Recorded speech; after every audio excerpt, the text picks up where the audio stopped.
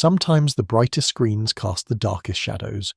I remember watching a girl named Chloe, 17 years old, sitting in a coffee shop at 6 p.m, her face lit blue by her phone.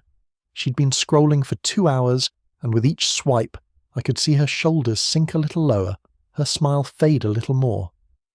By the time she finally put the phone down, she looked like someone had stolen something precious from her.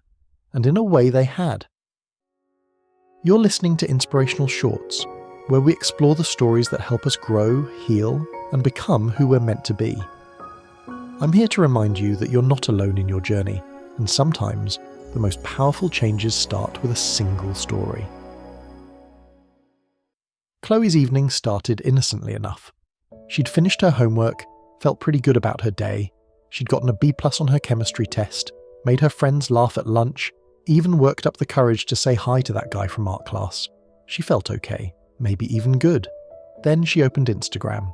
First it was Jessica from her English class, posting photos from some beach vacation. Perfect tan, perfect smile, perfect life. Chloe looked down at her own pale arms and suddenly felt invisible. Next, her cousin's college acceptance post. Full scholarship to Stanford. The comments flooded with congratulations, fire emojis, so proud of you messages. Chloe's stomach tightened. She hadn't even started her college applications yet. Then came the fitness influencers with their morning routines, the artists with their incredible drawings, the musicians with their viral covers. Each post felt like evidence of everything she wasn't doing, wasn't achieving, wasn't becoming. By the time she saw her classmates post about landing a summer internship, something Chloe had been rejected from just last week, she felt hollow, empty, like she was watching everyone else live the life she was supposed to have. She turned off the lights and stared at the ceiling. The B+ felt worthless now. Her friends' laughter seemed distant. That moment with the guy from art class felt silly, childish. Everything good from her day had been erased by 2 hours of comparing her real life to everyone else's highlight reel. Chloe's story isn't unique. It's happening right now, in bedrooms and dorm rooms across the world. Young people are trading their self-worth for scroll time, measuring their value against carefully curated moments that represent maybe 2% of someone else's reality. Here's the thing that breaks my heart. Chloe had a genuinely good day.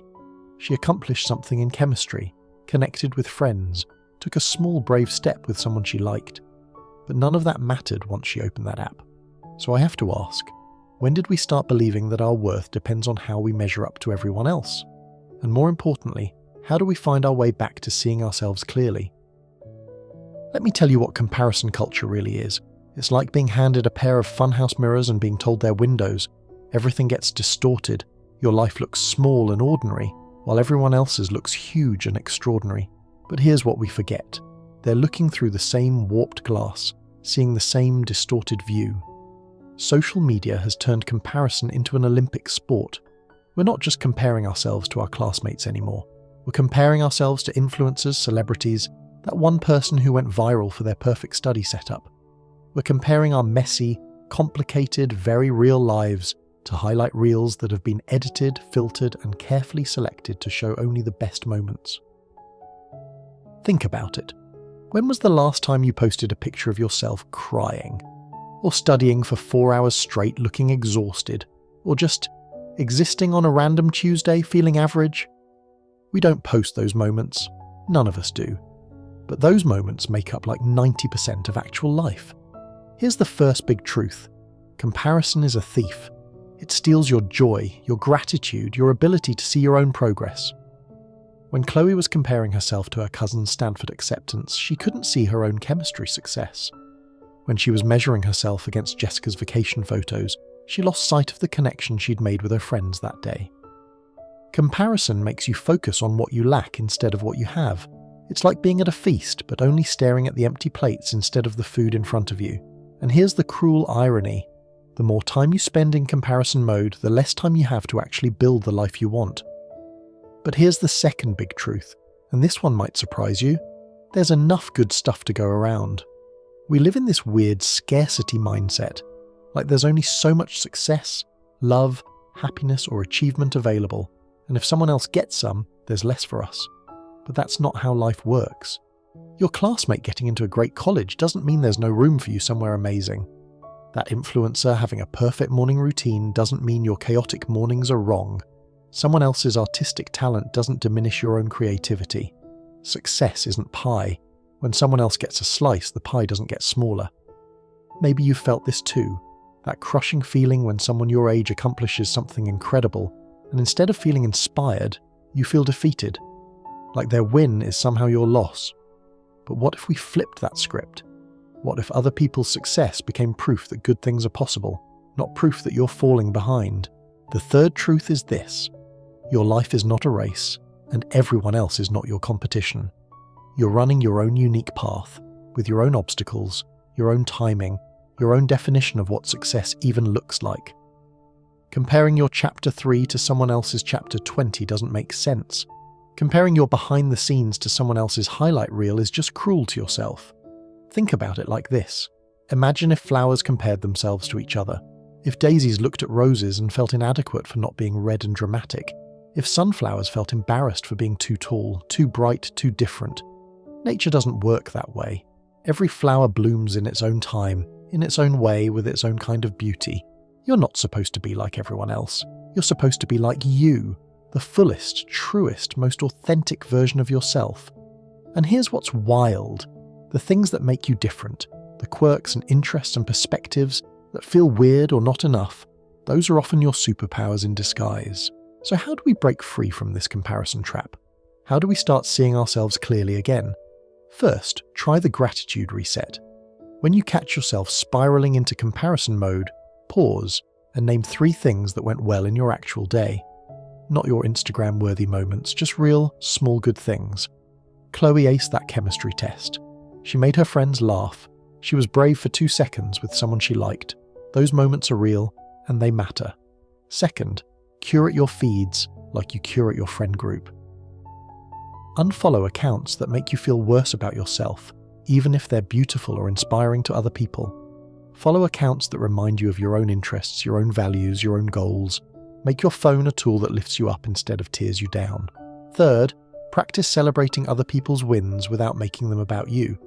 When someone your age accomplishes something cool, try saying, "That's amazing, good for them," instead of, "Why can't I do that?" It's hard at first, but celebrating others' success actually rewires your brain to believe that good things are possible and abundant. And finally, remember that you are enough, right now, as you are. Not when you achieve that thing, not when you look like that person, not when your life resembles someone else's highlight reel. Right now, with your messy room and your uncertain future and your work-in-progress dreams, you are enough. A few months after that night, I saw Chloe again. She was in the same coffee shop where I'd watched her scroll through endless perfect lives, but something was different. She was sketching in a notebook, completely absorbed in her work. When she finally looked up, her eyes were bright, focused, present. I asked her what changed. She smiled and said, "I stopped trying to live everyone else's life and started paying attention to my own." She'd started drawing again, something she'd given up because her art didn't look like the viral sketches she saw online. She joined the chemistry club, building on that B+ she'd dismissed as worthless. She'd even asked that guy from art class to get coffee. Her Instagram looked different too. Less polished, more real. Pictures of her messy art supplies, her study group laughing over failed experiments, little moments that actually made up her life. "I realized," she said, "that I was so busy watching everyone else's movie that I forgot I was the main character of my own."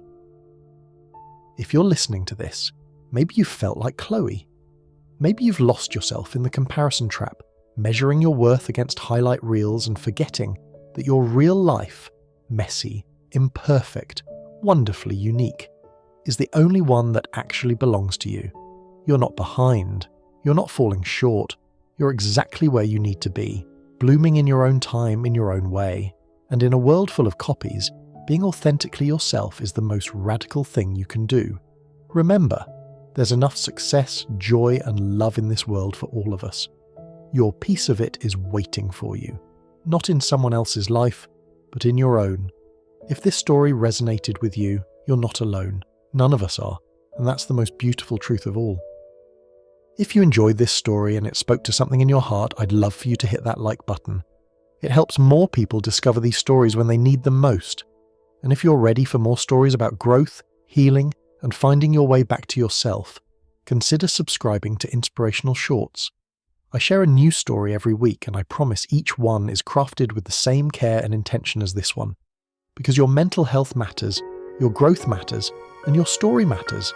Until next time, be gentle with yourself. You're doing better than you think. This has been Inspirational Shorts. Thank you for listening.